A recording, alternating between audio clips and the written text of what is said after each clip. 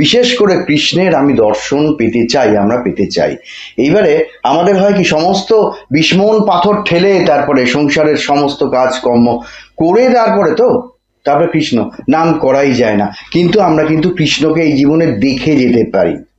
তো এইটা হয়েছিল কি, যখন বৃন্দাবনে কৃষ্ণ যে দোল পূর্ণিমায় কি করেছিলেন, যে সখা সখী সকলে ছিল, সখীদের রাধারানী ছাড়া প্রত্যেকের একটা ইচ্ছা ছিল কৃষ্ণকে আলাদা আলাদা করে পেতে। তা এই দিনে আমরা এটা পেতে পারি।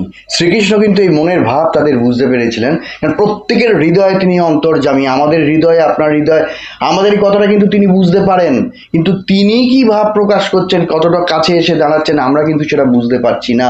তা শ্রীকৃষ্ণ করেছিলেন কি, কাউকে কিছু না বলে উনি ঠিক করেছিলেন দোল পূর্ণিমার যে রাতে সেই চাঁদ উঠবে, সেখানে ময়ূর থাকবে, হরিণ থাকবে, গাভী থাকবে, সখা সখী থাকবে, এবং বৃন্দাবনের বারসানার প্রচুর সব মানুষ থাকবে।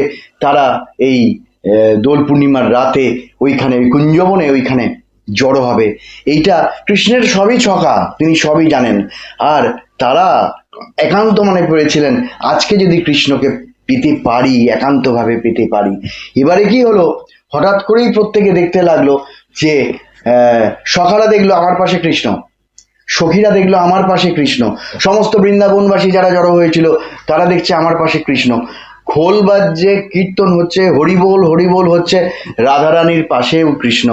সকলে তাকিয়ে তাজ্জব বনে গেছে, কি হলো, আমাদের এতদিনকার চাহিদা, আমি কৃষ্ণকে কাছে পেলাম, সে কৃষ্ণকে আলিঙ্গন করছে। সখীরা সখারা প্রত্যেকে পেয়ে আপ্লুত, কেউ বাক শক্তি হারিয়ে ফেলেছে, কেউ দর্শন সেই স্থির তো স্থির, কেউ নড়ার ক্ষমতা হারিয়ে ফেলেছে, কেন একটা ফ্রিজ করে দিয়েছেন শ্রীকৃষ্ণ।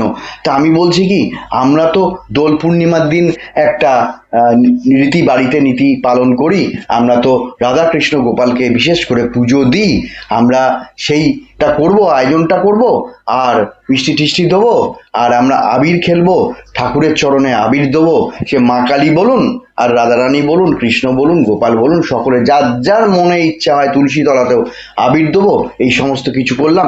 সন্ধ্যাবেলা একটুখানি কীর্তন হলো, নিজেরাই করলাম, পরিবারের সকলে বসে হরিবোল একটুখানি কীর্তন করলাম।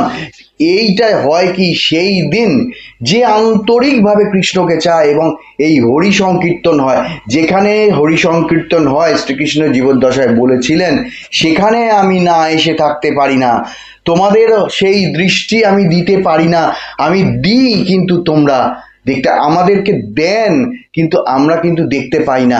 নেয়ার তো একটা অধিকার থাকে, ক্ষমতা থাকে, তাই এইগুলো আমরা করব। এবং একটা কাজ করবেন, একান্তভাবে যদি কেউ মনোনিবেশ করে কৃষ্ণকে চান এই দিন, কৃষ্ণ তুমি এই দিনে সকলের অভিলাষ পূরণ করেছিলেন, যে হরিণকে আদর করছেন কৃষ্ণ, গাভীকে আদর করছেন, কল্পনা করুন, এগুলো সব কিছু কিন্তু বর্ণনা করা থাকে না, কতটুকু আমরা জানতে পেরেছি। এইবার নিজের কল্পনা চালান, শ্রীকৃষ্ণ যখন সকলের সঙ্গে ছিলেন, পশুর মধ্যেও ছিলেন, পশুর মধ্যেও কৃষ্ণ আছেন, হরিণের মধ্যে, কোকিলের মধ্যে, গরুর মধ্যে, আরো অনেক কিছুর মধ্যে, গাছগাছালি, কদম গাছ, শালপিয়াল, তালতমাল, সব কিছুর মধ্যে কৃষ্ণ ছিলেন। ওই কুঞ্জবনের ছোট ছোট ছোট ছোট ঝোপ, বৃন্দাবনে গেছেন যে দেখেছেন, মন্দিরে মন্দিরে সর্বত্র, কোথায় বাঁকে বিহারি, কোথায় এমনি কৃষ্ণ মন্দির, সর্বত্র কিন্তু সাক্ষী গোপাল, সর্বত্র কিন্তু ছিলেন শ্রীকৃষ্ণ। তো সেই জন্যে এই দিনে শ্রীকৃষ্ণ বলেছিলেন আমি সকলের অভিলাষ পূরণ করি। তো আপনি যদি মনে করেন আমার এই চাকরিটা চাই, আমার এইটা চাই, এগুলো কিন্তু আজকের দিনে বললে সফল হবে, কিন্তু এই দিনে যদি কৃষ্ণকে চাই তাহলে তো আমার সব কিছুই পাওয়া হবে। কৃষ্ণকে যদি আমি চাই, কৃষ্ণ দেখিয়ে দেবেন, এসো আমার বাগান, কোনটা কি গাছ আছে, এই আম গাছ আছে, এই জাম গাছ আছে, এই সমস্ত ফলের গাছ আছে, এই আমার পুকুর। কৃষ্ণ নিজে, কৃষ্ণের সঙ্গে বন্ধুত্ব করে নিন, কৃষ্ণ নিজে দেখিয়ে দেবেন যে এই দেখো এটা হচ্ছে আমার বৃন্দাবন লীলা, এই দেখো এটা কংসের কারাগার, এইখানে আমি ছিলাম, আর এই দেখো এইটা আমার দ্বারকার প্রাসাদ, এই ঘরে আমি এই কাজ করেছি, কৃষ্ণ সব দেখিয়ে দেবেন। সেই জন্য কৃষ্ণর সঙ্গে আমাদের বন্ধুত্ব করে নিতে হবে। একবার যে কোনোভাবে যদি কৃষ্ণের সঙ্গে সদালাপ করে নিই, বন্ধুত্ব করে নিয়ে অন্তরের থেকে অন্তরে দেয়া নেয়া করি, নিঃস্বার্থভাবে কিছু চাইবো না, কৃষ্ণ আমি তোমাকে চাই, তাহলে কি হবে, কৃষ্ণ কিন্তু ক্রমে আপনাকে সমস্ত কিছু ভরিয়ে দেবেন, দেখিয়ে দেবেন। এবং আপনি যখনই কৃষ্ণের ধ্যান করবেন বা বসবেন, আপনি নিশ্চুপ হয়ে আপনি এটাই ভাববেন যে আমি যেন চোখের সামনে দেখতে পাচ্ছি, দূর এগুলো কি ভুল, এগুলো কি ভ্রান্ত, আসলে তা নয়।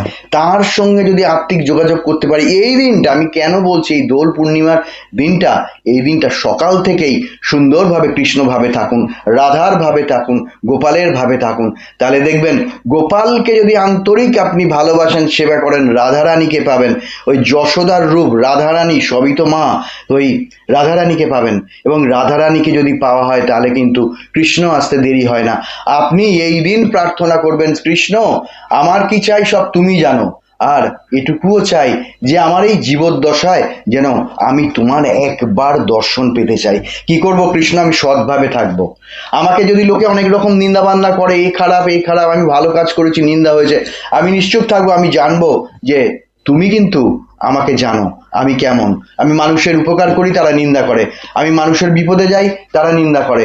আমি লোভ করিনি, অনেক লোভ করতে পারতাম, অনেক অর্থের মোহ ছিল, আমাকে মানুষ ঠকিয়ে গেছে, আমি তাদের বলেছি যে কৃষ্ণ তুমি যা পারো করো, ঠিক আছে, তা সে ঠকিয়েছে, আমি আর কি করব, তারা লাভবান হোক। কিন্তু যারা আজ ঠকালো, যারা আজ দুর্ব্যবহার করলো, সময়ে তাদের ফল তারা পায়, তাদের কর্মভোগ তাদের পায়। আর আমি যে কৃষ্ণকেই ধরে আছি, আমার কৃষ্ণ আমাকে হাত ধরে নিয়ে চলবেন, কৃষ্ণ আমাকে দর্শন দেবেন। আমি আবার ঘুরে ফিরে সেই একই কথায় আসছি যে এই দোল পূর্ণিমার দিনটা একটু আন্তরিকভাবে আবির মাখান রাধারানী, শ্রীকৃষ্ণ গোপালকে দিন, নিজেদের অন্তরঙ্গদের সঙ্গে আবির খেলা খেলুন। কারণ শ্রীকৃষ্ণ কিন্তু বিভিন্নভাবে চলচতুরি করে ওই বৃন্দাবন থেকে বিভিন্ন যমুনার ঘাটে, গাছের ওপর, এখানে ওখানে লুকিয়ে থেকে, কখনো লাটমারো হোলি, ওই কৃষ্ণ এসে দুষ্টুমি করতেন, তখন সমস্ত কৃষ্ণ এবং তার অনুচররা মাথায় টোকা পরে নিতেন, আর রাধারানীরা লাঠি নিয়ে আসতেন না তার অনুচররা। লাট মারো হোলি, ওটাও একটা হোলির অঙ্গ। তারপরে সকলের হোলি খেলে এই সমস্ত করে দুপুরবেলা খিদে পেয়েছে, যে কৃষ্ণ বড় খিদে পেয়েছে, আর পারছি না, গাছতলায় বসে গেছে, তখন হাত তুলে লাড্ডু হোলি, লাড্ডু এনে দিলেন। এত লাড্ডু কত কে খাবে, গোটা বৃন্দাবন, গোটা যমুনার ধার, সকলে কেউ খেতে বাকি নেই। আর শেষে লাড্ডু তো পড়ছে, লাড্ডু নিয়ে ছোড়াছড়ি হচ্ছে, লাট মারো হোলি। গোলাপ সন্ধ্যায় হঠাৎ করে ইচ্ছা হলো যে গোলাপের নিয়ে যদি এক ধরনের দোল খেলা যায়, তখন কৃষ্ণ আকাশ থেকে বাতাস থেকে সব দেখছে, পড়ছে, গাদা গাদা গোলাপ পাপড়ি পড়ছে। এগুলো কি, যখন পরম ব্রহ্ম, নিরাকার পরম ব্রহ্ম একটা অবতার রূপে অবতীর্ণ হন, দেহ ধারণ করে আসতে হবে, তো দেহ ধারণ করে যখন আসেন তখন কিন্তু তিনি যা ঘটান অত্যাশ্চর্য, অবিশ্বাস্য। এই যে কথাগুলি বলছি, এখন অনেক মনস্ক মানুষই বলবেন এগুলো কাল্পনিক, কিন্তু কাল্পনিক না।